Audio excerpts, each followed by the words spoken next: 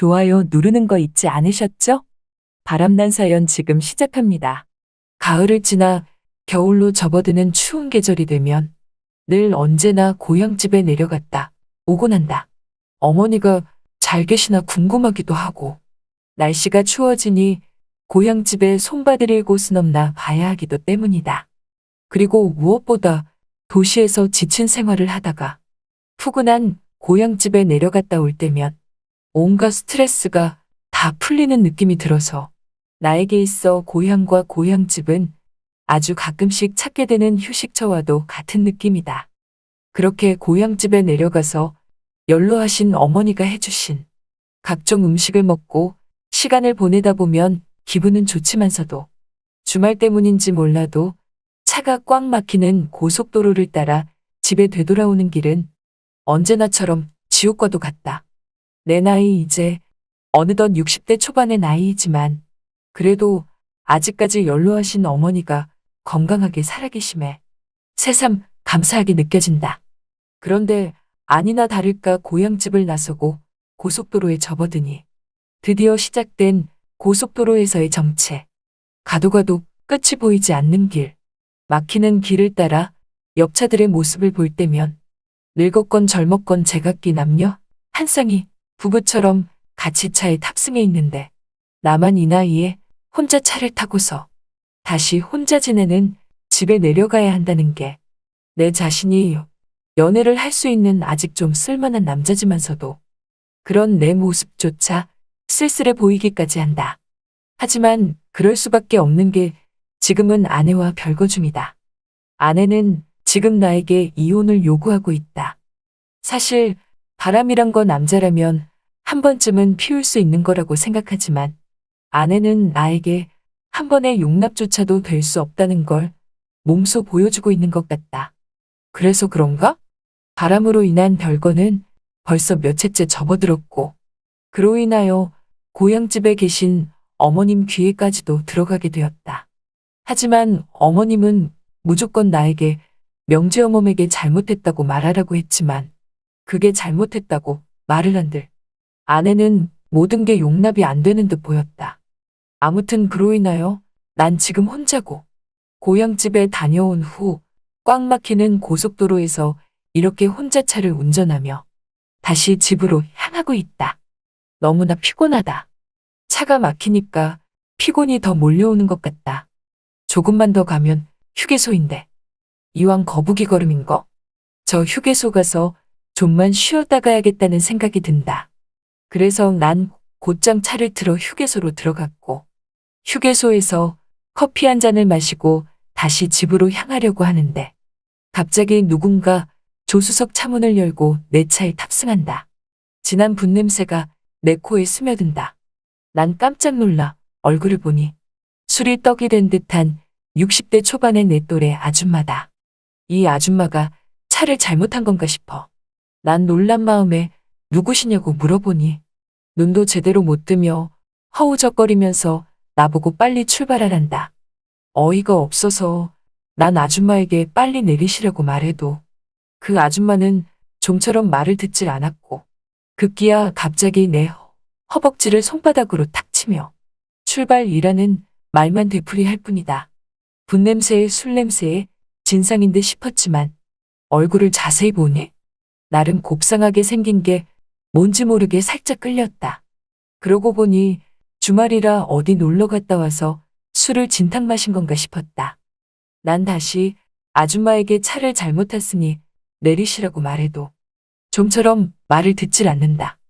이왕 이렇게 된 거 에라 모르겠다 생각하고 난 그냥 그 아줌마를 내 옆자리에 태운 채 고속도로 휴게소에서 출발을 했다.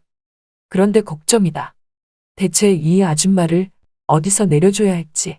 그런데 이 아줌마 잠이 든 건지 눈을 감고 한참을 차창에 기대 있다. 그렇게 조금의 시간이 흐르고 차는 아직도 거북이 걸음으로 고속도로를 달리고 있던 중 이 아줌마가 갑자기 깨어나더니 나를 쳐다보며 놀랜다. 그러면서 대체 누구시냐고 말을 하길래 이 차 주인이라고 하니까 자기가 왜 이 차에 타고 있냐며 횡설수설하고 있다. 그래서 난 아까 아줌마가 술에 취해서 이 차에 탑승했고 내리라고 몇 번을 말해도 내리지 않아서 할 수 없이 태우고 가는 중이라고 말하자 이 아줌마가 갑자기 나에게 지금 어디서 수작이냐며 나이도 지긋하신 분이 여자 보는 눈은 있어가지고 어디서 수작질이냐고 말을 하고 있다.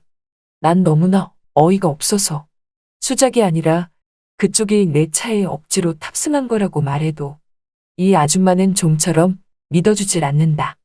그리곤 아줌마는 갑자기 가방에서 거울 하나를 꺼내 들고서 화장을 이리저리 고치고 있다. 거울을 응시한 채 자기 어떤 모습까지 본 거냐며 원래는 조신한 스타일이라면서 지금껏 자기가 실수한 거 있으면 당장 다 잊어주고 빨리 차를 세워주라고 말을 한다. 그래서 난 여기는 고속도로인데 어떻게 세워주냐고 말을 하니 아줌마가 다음 휴게소에서 그럼 세워달라고 말한다.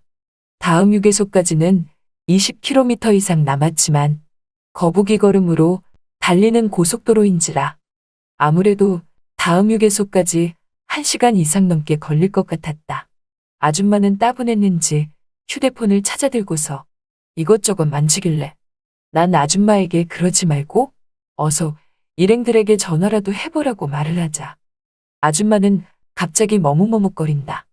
그러면서 하는 말이 사실 일행 없다면서 혼자라고 말을 하길래 혼자서 어떻게 고속도로 휴게소에서 술 마시고 내릴 수 있냐고 하니까 사실 남편이랑 같이 차를 타고 가는 중이었는데 휴게소에서 이혼했다고 말하는 거다.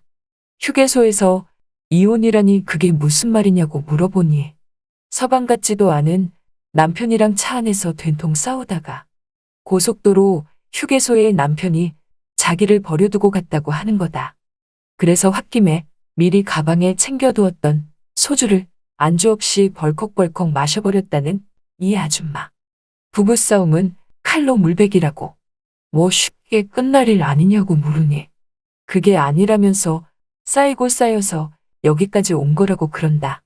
그러면서 나에게 아저씨는 바람 안 피우지 않냐면서 아무튼 바람 피는 남자들은 하나같이 거기를 없애버려야 된다며 갑자기 내 아래쪽을 쳐다보면서 의미심장한 말을 하는데 순간 뜨끔했다. 사실 아까 말했다시피 나도 바람 피운 죄로 아내와 별거 중이니 말이다. 이 아줌마 호탕한 성격에 얼굴도 나름 곱상하고 그래도 제법 전 아이치고 관리도 잘한 듯 싶었다. 그래서 그런가 아까부터 이 아줌마가 마음에 든다. 다음 휴게소가 제발 천천히 왔으면 좋겠다는 생각이 들 정도다. 그런데 어느덧 우여곡절 끝에 다음 휴게소에 도착했고 아줌마는 고맙다면서 내리라고 하려던 찰나 난 나도 모르게 그 아줌마를 잡았다. 그리곤 아줌마에게 어차피 여기서 타고 갈 차도 없지 않냐며 괜찮으시면 서울까지 같이 타고 가자고 하니까 아줌마는 그럼 그렇게 하자며 기다렸다는 듯이 내 차에 다시 올라탄다. 그런 뒤에 나에게 술 없냐며 아저씨는 운전해야 되니까 자기만 마시겠다고 말을 한다. 난 그래서 아까도 술 마셨다고 하지 않았냐고 말을 하니 아깐 소주고 이번엔 맥주가 마시고 싶다고 하길래 난 저번 낚시터에 가져갔다가 남기고 온 차 트렁크에 있던 맥주 한 캔을 꺼내서 그 아줌마에게 갖다 주었다.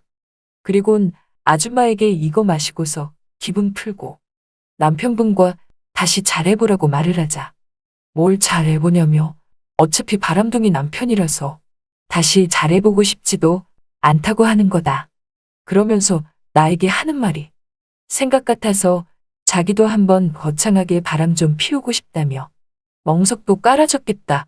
나보고 갑자기 함께 바람 피우는 건 어떠냐고 제안하는 이 아줌마. 너무나 어이가 없었지만 나야 뭐 마다할 게 없었다.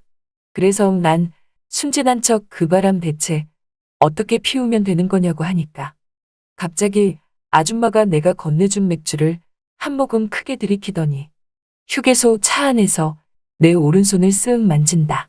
여러분이 지금 듣고 계신 채널은 바람난 사연 채널입니다. 그러면서 하는 말이 이렇게 외간 남자 손을 다 만져보고 이렇게 외간 남자 차도 다 타보니까 정말 연애하는 기분 같다고 말한다. 그 말을 들으니 뭔가 나도 짜릿해지는 기분이었다. 하지만 이 모든 것을 아내가 알면 그동안 내가 바람피운 죄로 인하여 반성하는 모습 또한 물거품이 될 게 뻔했다.